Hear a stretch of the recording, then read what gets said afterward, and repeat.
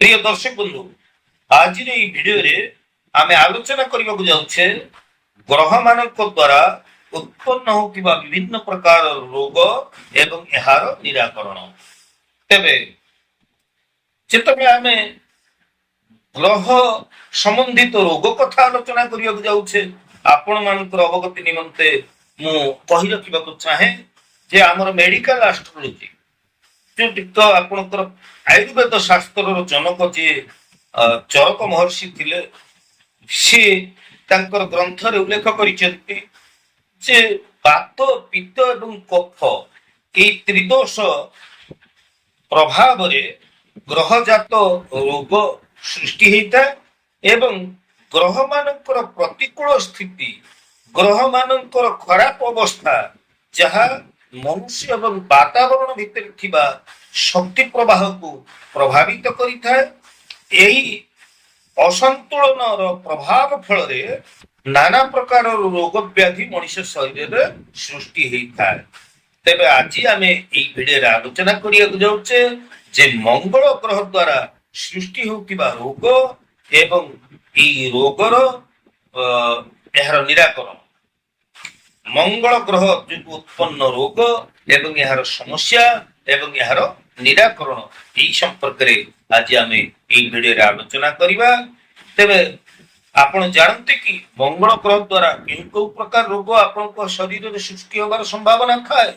ଦର୍ଶକ ବନ୍ଧୁ, ଆପଣଙ୍କର ଜନ୍ମ ଜାତକରେ ଯଦି ମଙ୍ଗଳ ଗ୍ରହ ଦୁଃସ୍ଥିତିରେ ଅଛନ୍ତି, ମଙ୍ଗଳ ଗ୍ରହ ଯଦି ପୀଡ଼ିତ ଅବସ୍ଥାରେ ଅଛନ୍ତି, ମଙ୍ଗଳ ଗ୍ରହ ଯଦି ଆପଣଙ୍କର ଖରାପ ଅବସ୍ଥାରେ ଜନ୍ମ ଜାତକ ରହିଛନ୍ତି, ମଙ୍ଗଳ ହଉଛନ୍ତି ପିତ୍ତକାରକ ଗ୍ରହ। ଆମର ଯୋଉ ବାତ, ପିତ୍ତ, କଫ ତ୍ରିଦୋଷ କଥା ମୁଁ କହିବି, ସେଇ ଭିତରେ ମଙ୍ଗଳ ହଉଛନ୍ତି ପିତ୍ତକାରକ ଗ୍ରହ। এই গ্রহ অত্যন্ত উগ্র ও উত্তেজনা সৃষ্টিকারী গ্রহ। ଏହା ମୁଣ୍ଡ, ମଜ୍ଜା, ପିତ୍ତ ତଥା ହିମୋଗ୍ଲୋବିନକୁ ନିୟନ୍ତ୍ରିତ କରିଥାଏ। ଆମ ରକ୍ତରେ ହିମୋଗ୍ଲୋବିନ ନାମ ଆପଣ ଶୁଣିଥିବେ। ତେବେ ଏସବୁ ସହିତ ସମ୍ପୃକ୍ତ ସମସ୍ତ ରୋଗ ମଙ୍ଗଳ ପ୍ରକୋପ ଯୋଗୁଁ ମଧ୍ୟ ଶରୀରରେ ସୃଷ୍ଟି ହେବାର ସମ୍ଭାବନା ଥାଏ।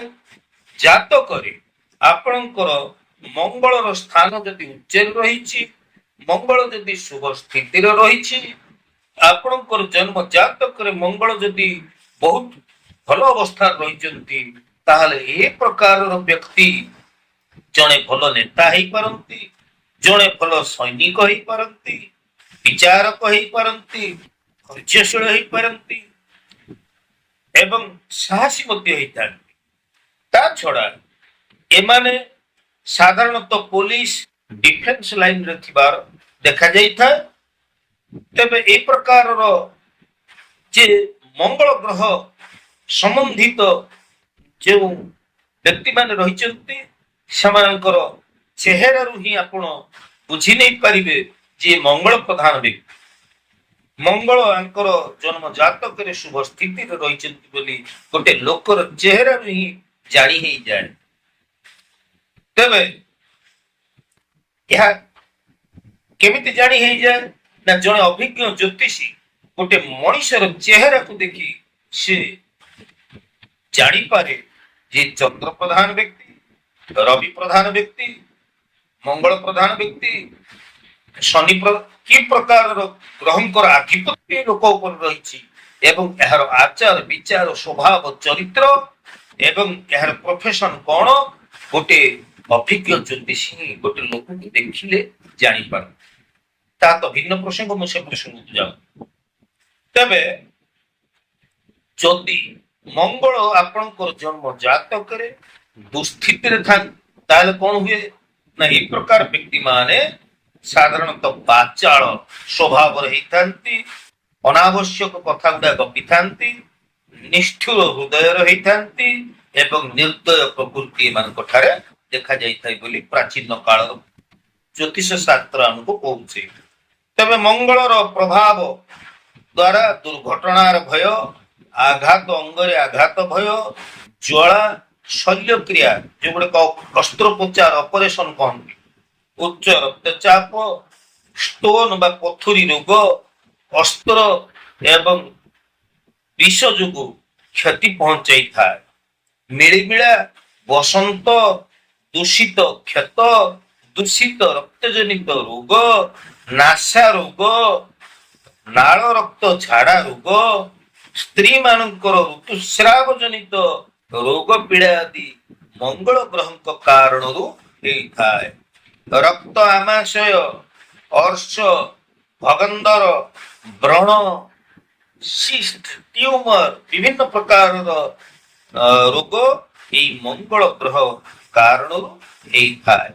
ତେବେ ଏଇ ମଙ୍ଗଳ ଗ୍ରହଙ୍କର ଦୁଃସ୍ଥିତିରୁ ଯଦି ଆପଣ ଏଇ ସବୁ ପ୍ରକାର ରୋଗର ସମ୍ମୁଖୀନ ହଉଛନ୍ତି ବା ଏଇ ସବୁ ରୋଗ ଗୁଡିକ ଆପଣଙ୍କ ଠାରେ ଦେଖାଯାଉଛି, ତାହେଲେ ମଙ୍ଗଳକୁ ଶାନ୍ତି କରିବାର ବିଧାନ କଣ ରହିଛି, ଅତ୍ୟନ୍ତ ସରଳ ପ୍ରାକୃତିକ ଉପାୟ କଣ ରହିଛି ଆପଣ ଜାଣନ୍ତୁ ଏବଂ ଏଇ ଉପାୟ ଆପଣ କରନ୍ତୁ। ମଙ୍ଗଳ ଗ୍ରହ ଆପଣଙ୍କର ଶୁଭ ସ୍ଥିତିକୁ ଆସିବେ ଏବଂ ଆପଣଙ୍କ ଭିତରେ ଦେଖାଯାଉଥିବା ଏଇ ସବୁ ରୋଗର ପ୍ରାଦୁର୍ଭାବ କମିଯିବ ଏବଂ ଆପଣ ଆଧୁନିକ ଚିକିତ୍ସକଙ୍କର ସହାୟତାରେ ଖୁବ ଶୀଘ୍ର ରୋଗ ମୁକ୍ତ ହେଇପାରିବେ, ଆରୋଗ୍ୟତା ଲାଭ କରିପାରିବେ। କଣ ସେଇ ପ୍ରତିକାର ଆସନ୍ତୁ ଜାଣିବା। ମଙ୍ଗଳ ଗ୍ରହ ପାଇଁ ଆପଣ ପ୍ରତ୍ୟେକ ମଙ୍ଗଳବାରରେ ସାମାନ୍ୟ ଟିକେ ଚିନି ବା ଶର୍କରା ମିଠା ଜିନିଷ କିଛି ଟିକେ ନେଇଯାଆନ୍ତୁ। ଗୁଡ ହଉ ଚିନି ହଉ ଆପଣ ନେଇଯାଆନ୍ତୁ, ଏହାକୁ ଜଳାଶୟରେ ପ୍ରବାହିତ କରିଦିଅନ୍ତୁ।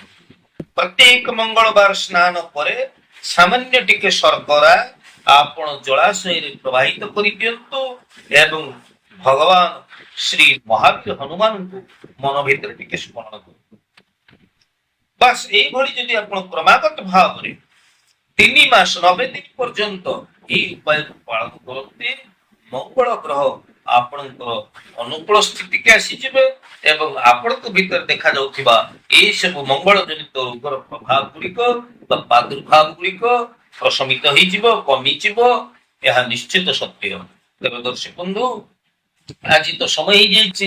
ଜ୍ୟୋତିଷ, ବାସ୍ତୁ ଏବଂ ଧର୍ମ ବିଷୟକ ମୋର ଏଇ ଯେ ଐତିହାସିକ ଚ୍ୟାନେଲକୁ ଆପଣ ଦେଖୁଛନ୍ତି, ଯଦି ମୋର ଭିଡିଓ ଆପଣମାନଙ୍କ ପାଇଁ ଉପାଦେୟପୂର୍ଣ୍ଣ ହେଇପାରୁଛି, ନିଶ୍ଚିତ ଭାବରେ ଆପଣମାନେ ମୋର ଭିଡିଓକୁ ନୂଆ କରି ଦେଖୁଥିଲେ ସବସ୍କ୍ରାଇବ କରିବେ, ଲାଇକ୍ କରିବେ ଏବଂ ସେୟାର ମଧ୍ୟ କରିବେ।